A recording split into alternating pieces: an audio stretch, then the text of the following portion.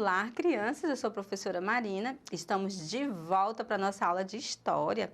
Na aula anterior, nós aprendemos um pouco sobre os 3 povos que deram origem ao povo brasileiro. Vimos que havia, habitantes aqui nessas terras quando os portugueses chegaram a fim de colonizar. Ou melhor, a fim de explorar essa terra, de conquistar riquezas por meio dessa terra.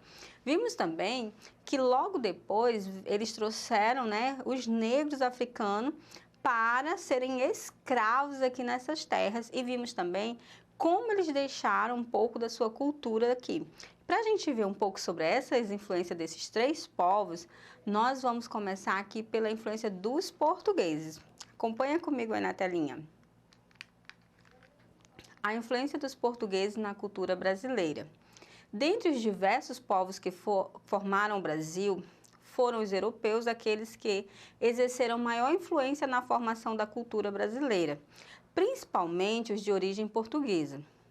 A mais evidente herança portuguesa para a cultura brasileira é a língua portuguesa, atualmente falada por praticamente todos os habitantes do país. Ou seja, praticamente é a maneira de dizer, por todos, porque ainda existem tribos, existem os povos indígenas aqui, que eles preservam a sua cultura, a sua língua, a sua fala. Então, ainda eles falam, dentro do seu convívio, eles utilizam a língua deles, inclusive na educação, passando de uns para os outros para que prevaleça a sua cultura. Mas vamos conhecer um pouco dessa formação. Para a gente lembrar, vamos aqui dar uma olhada no período que eles chegaram, da colonização.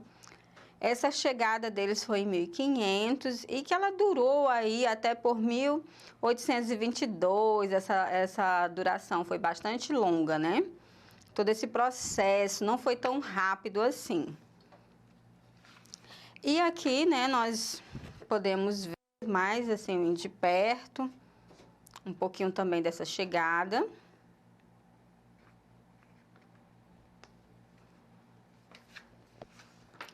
Já aqui nós podemos ver, um pouco da chegada, e também a gente percebe aqui uma outra fase da história, que eles também trouxeram os africanos para se tornarem escravos de uma forma muito injusta, porque eles também tinham a vida deles na África, também tinham a sua cultura, a sua formação social lá, eles tinham a forma deles viver, a religião em que acreditavam, tudo eles tinham também, foram trazidos para cá como escravos, mas nós vamos ver depois. Acompanha comigo aí na telinha.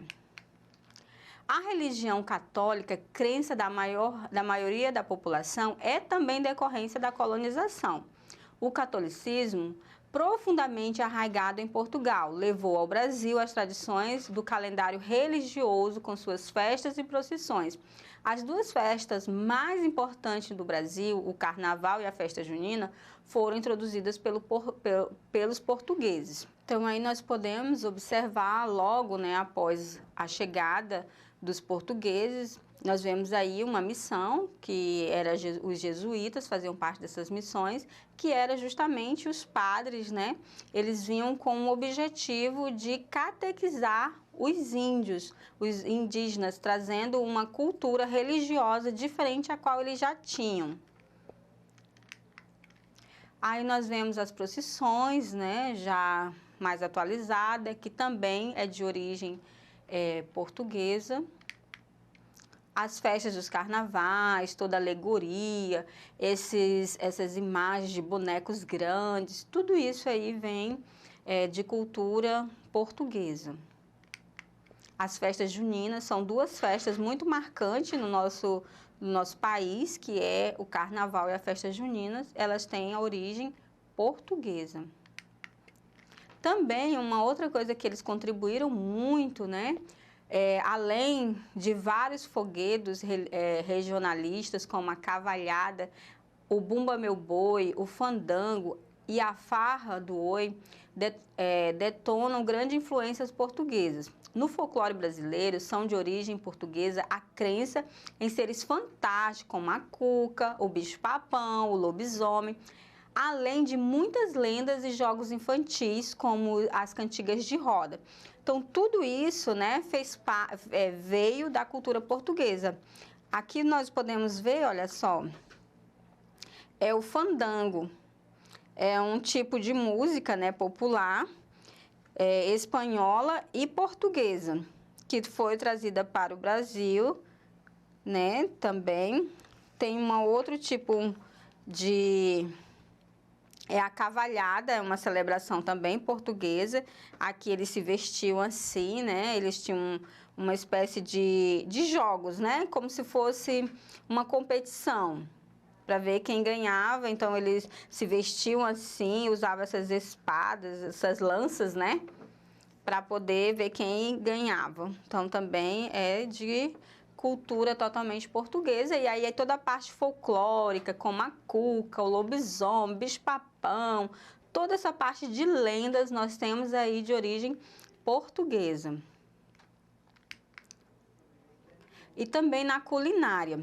Muitos dos pratos típicos brasileiros são o resultado da adaptação de pratos portugueses às condições da colônia.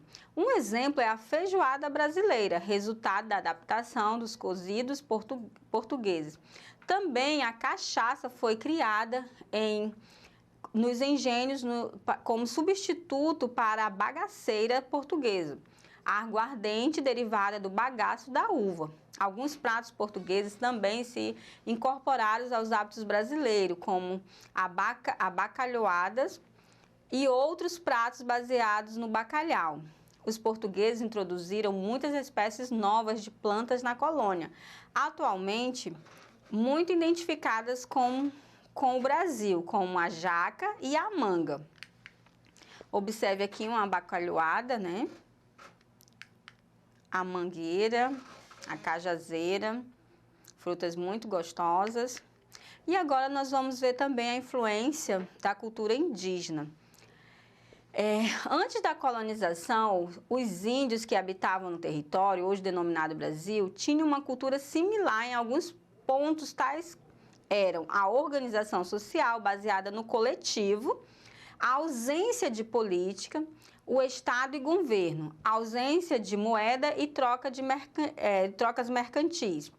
A religião politeísta baseadas em elementos da natureza e a ausência da escrita. Nada disso fazia parte, né, da cultura indígena. Ele tinha a sua própria sociedade, sua própria organização social baseada no coletivo deles. Os povos indígenas, apesar de pertencerem a vários grupos diferentes, com pontos diferentes de comportamentos e cultura, eles tinham elementos comuns que consolidavam uma cultura indígena como um todo. Eles tinham religião, hábitos, costumes e comportamentos similares. A divisão do trabalho também era parecido entre todos os povos e o modo de vida deles era baseado na caça, na pesca e na coleta.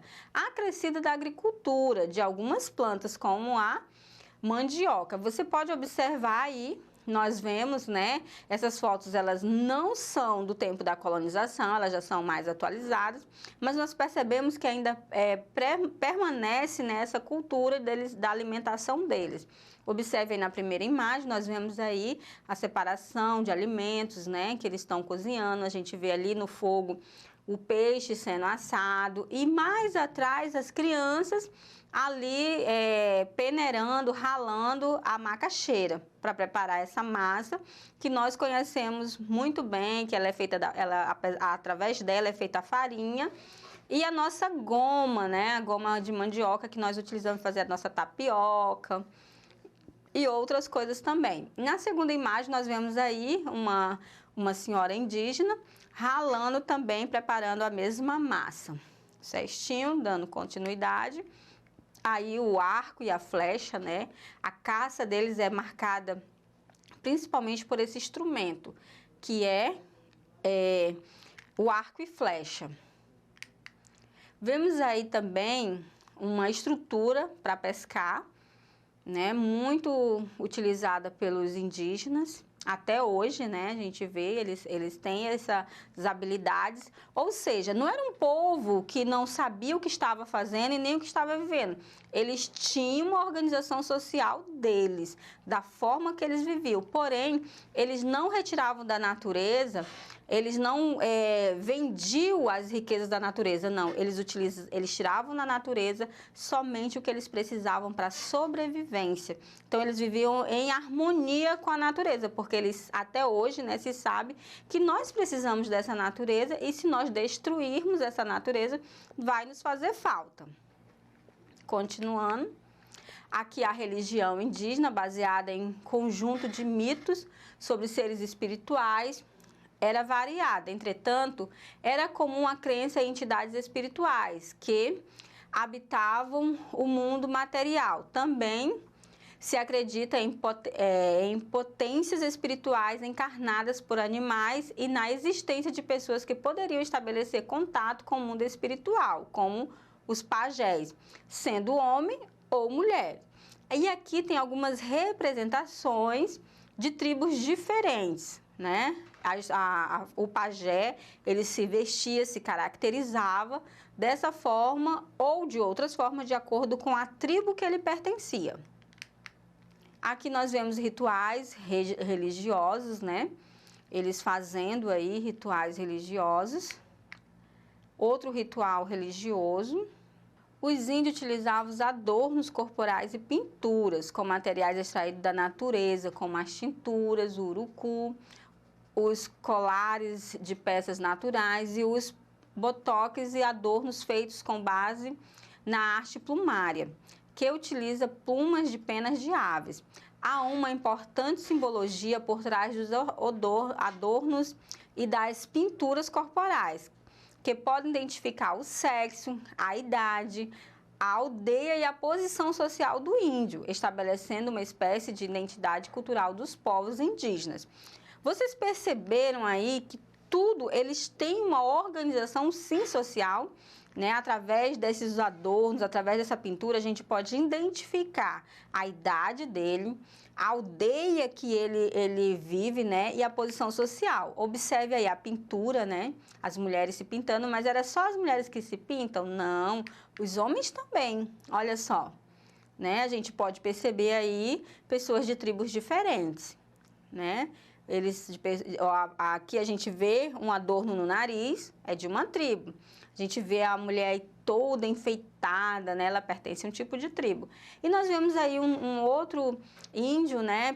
Com cabelo pintado, o corte do cabelo dele é diferente, né? Ele pinta todo o corpo, então aí também representa um povo indígena, porque eles são um povo, porém com várias tribos, como vários estilo de vida, né, de cultura, mas havia, como nós vimos, culturas similares. Aí nós vemos aí algum tipo de adornos, né, o cocá, colares, algumas coisas que eles usavam para vestimentas também.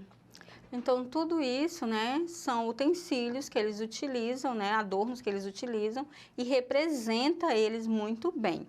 Mas nós vamos finalizar por aqui e eu te vejo na próxima aula. E não esqueça, se você quer ver essa aula novamente, acesse a plataforma Eduque, nela você tem acesso a essa aula e a outras. Até mais!